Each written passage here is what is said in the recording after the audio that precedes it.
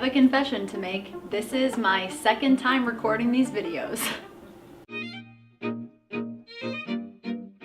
Hello. Today I wanted to share just a little story with you guys. So here's the situation.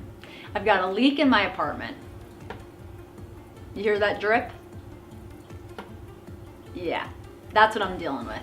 So I set up the camera to film some content today, and you guys know that I am a big believer in batching. So I was gonna batch the work, gonna sit down and do a little content sprint and record 4 videos for you guys. But what ended up happening was I didn't check my camera settings quite well enough before filming, and basically the footage was crap. Either the audio was bad or the lighting was bad. And because one of the videos that I made in this little content sprint was about getting better on YouTube, I realized I couldn't put those videos out. I couldn't use that footage. It wasn't good enough.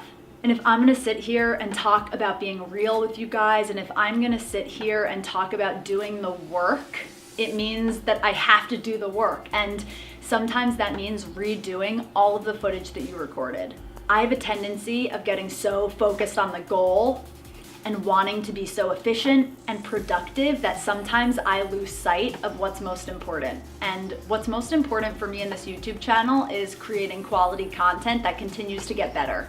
And I recognize that that video footage was so bad that it was going to be a poor reflection of me and my progress. It wasn't gonna show any progress. And so I decided to chuck it all. I deleted all 4 videos, and I'm gonna find the time to re-record them. And so as you gear up to watch the next few videos that are gonna be coming out on my channel, while I'm sitting here, kind of this talking head style video, keep that in mind. Keep in mind that I'm constantly working to get better. Keep in mind that I'm dealing with a leak in my apartment, so you might hear some dripping. And just keep in mind that sometimes you gotta trash what you did in order to restart and make it better.